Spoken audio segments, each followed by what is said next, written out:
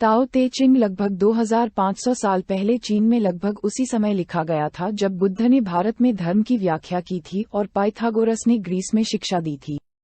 ताओ ते चिंग संभवतः सभी समय की सबसे प्रभावशाली चीनी पुस्तक है। इसके 81 अध्यायों का किसी भी अन्य चीनी दस्तावेज की तुलना में अधिक बार अनुवाद किया गया है।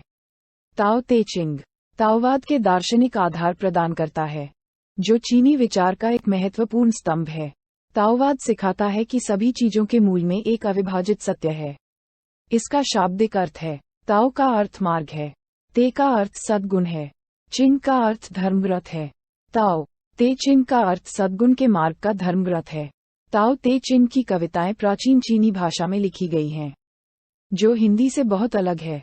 अमूर्तता और तर्क प्राचीन चीनी भाषा की विशिष्ट विशेषताएं नहीं हैं, इसलिए ये हिंदी की तुलना में कम कठोर है और इसमें बहुत कम औपचारिक या व्याकरणिक संरचनाएं हैं। शास्त्रीय चीनी शब्द किसी एक ठोस विचार को संदर्भित नहीं करता है, बल्कि विभिन्न विचारों और चीजों के जुड़ाव पर प्रकाश डालता है। बहुत सारे चीनी शब्दों का उपयोग एक ही समय में संज्ञा, विशेषण और क्रिया के रूप में किया जा सकता है। इस प्रकार विभिन्न चिन्हों से बने वाक्यों में एक प्रकार की विचारोत्तेजक शक्ति होती है, जो भाव, विचार और चित्र उत्पन्न करती है। किसी प्राचीन चीनी पाठ का कुछ भाग खोए बिना उसे हिंदी में ठीक से प्रस्तुत करना लगभग असंभव है। ताओ ते चिंग के विभिन्न अनुवाद पूरी तरह से अलग पाठ के रूप में दिखाई दे सकते हैं। मूल पाठ को पूरी तरह से समझने के लिए विभिन्न अनुवादों को पढ़ना सहायक होता है, जो एक दूसरे के पूरक हैं। लाओ त्ज़ू के बारे में बहुत कुछ ज्ञात नहीं है, कम से कम कुछ भी निश्चित नहीं है। कुछ लोगों को ये भी संदेह है कि क्या वह ताओ ते चिंग के लेखक हैं। हालांकि इस लेखन से उनका नाम प्रसिद्ध हो गया, जो उनका एकमात्र काम भी है। लाओ त्ज़ू, उनका नाम कभी कभी लाओ से या लाओ जी लिखा जाता है और उन्हें ली एर और लाओ डैन के नाम से भी जाना जाता है। उनका जन्म 604 बीसी में होनान में हुआ था। उनके नाम का अर्थ है बूढ़ा जवान और उन्हें बूढ़ा मास्टर कहा जाता है। जब लाओ त्ज़ू बहुत बूढ़ा हो गया था, तब वह भैंस पर सवार होकर पश्चिमी सीमा के एक प्रांत में पहाड़ों में निवृत्त होने के लिए गया था। वहां गुआन यिनजी नाम के एक सीमा अधिकारी ने उनसे संपर्क किया, जिन्होंने गुरु से उनकी शिक्षाओं को लिखने का आग्रह किया ताकि उन्हें आगे बढ़ाया जा सके। इसके बाद लाओ त्ज़ू ने ताओ ते चिंग लिखी, जिसके बाद वह पश्चिम की ओर चले गए और फिर कभी नहीं दिखे। ताओ ते चिंग की प्रथम अध्याय की व्याख्या प्रारंभ। बीज मंत्र, जो मार्ग बताया जा सके वह शाश्वत मार्ग नहीं है। भावार्थ, जो मार्ग बताया जा सकता है वह ऐसा मार्ग नहीं है जिसका कोई अंत या आरंभ न हो। जिंदगी कभी एक जैसी नहीं रहती, बदलाव होते रहते हैं। दुख सुख तो आते जाते रहते हैं, इसलिए बदलावों से डरना नहीं चाहिए, बल्कि उन्हें सकारात्मक सोच के साथ अपनाना चाहिए। कुछ बदलाव हमें सफल बनाते हैं तो कुछ हमें सफल होने के रास्ते बताते हैं। बीज मंत्र, जो नाम रखा जा सकता है वह शाश्वत नाम नहीं है। भावार्थ, जो नाम रखा जा सकता है वह ऐसा नाम नहीं है जो परिपूर्ण हो या जिसमें कमी न हो। वैचारिक सोच की तरह भाषा की भी सीमाएं होती हैं। ऐसी चीजें हैं जिन्हें भाषा में संप्रेषित नहीं किया जा सकता है। कई चीजें हैं जिनका केवल भाषा द्वारा संकेत किया जा सकता है। आप किसी को यह नहीं बता सकते कि साइकिल चलाना या प्यार में होना कैसा होता है।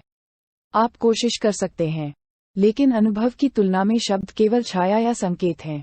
जैसे गुलाब जामुन और जलेबी की मिठास को आप भाषा में परिभाषित नहीं कर सकते। बीज मंत्र, गुमनामी स्वर्ग और पृथ्वी की शुरुआत है।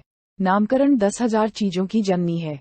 भावार्थ, प्रकृति को देखने का एक तरीका है, जो मनुष्यों का तरीका यानी चालबाजी के तरीके से अलग है। नामकरण एक ऐसा तरीका है जिससे हम मनुष्य अपनी इच्छा, अपनी चालाकी प्रकृति पर थोपते हैं। हालांकि प्रकृति हमसे बहुत पहले अस्तित्व में थी और हमारे बाद भी लंबे समय तक अस्तित्व में रहेगी। प्रकृति की चीजें हमारे नामकरण शुरू करने से पहले गुमनाम थीं। इसलिए इससे पहले कि हम इसके और उसके बीच, स्वर्ग और पृथ्वी के बीच अंतर करना शुरू करें, चीजों का कोई नाम नहीं था। इससे पहले कि हम भेद करना शुरू करें, कोई भेद नहीं थे। हम जैसे ही भेद करना शुरू करते हैं, अनगिनत अन्य भेद जन्म लेना शुरू कर देती है। नाम दिए बिना इस जगत में कोई गति नहीं। पर ध्यान रहे, जैसे ही हम नाम दे देते हैं, वैसे ही उस वस्तु को, जिसकी असीमता थी, हम एक सीमित दरवाजा बना देते हैं। इसे थोड़ा समझ लें। इंसान को भी जब हम नाम देते हैं, तो हम सीमा दे देते हैं। आप पूछते हैं आप मुसलमान या हिंदू हैं। सत्ता सिकुड़ गई। जो हिंदू नहीं है वह छट गया, गिर गया। फिर पूछोगे आप ब्राह्मण हो या शूद्र। आप पूछते चले जाते हैं। आखिर में तो वह एक छोटा सा ईगो, एक छोटा सा अहंकार मात्र रह जाएगा, सब तरफ से अहंकार से घिरा हुआ। बीज मंत्र। अनिच्छा को रहस्य प्रकट होता है, इच्छा हो तो सीमित साक्षात्कार प्रकट होता है। ये दोनों एक ही स्रोत से उत्पन्न हुए हैं लेकिन नाम में भिन्न हैं।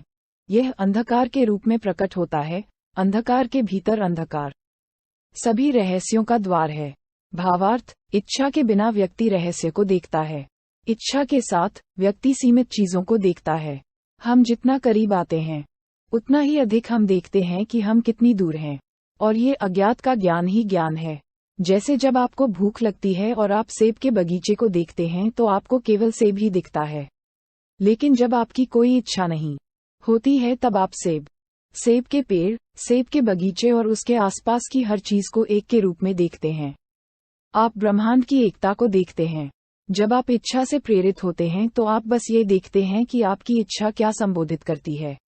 इच्छा और वासना से मुक्त होने का एक ही उपाय है, उसे अच्छे से जान लो। जिसे हम अच्छे से जान लेते हैं उसी से मुक्त हो जाते हैं। ताओ ते चिंग की प्रथम अध्याय की व्याख्या समाप्त। यदि आप हमारी मेहनत की सराहना करते हैं तो कृपया इस पोस्ट को लाइक और शेयर करें और हमारे चैनल को सब्सक्राइब करें। धन्यवाद।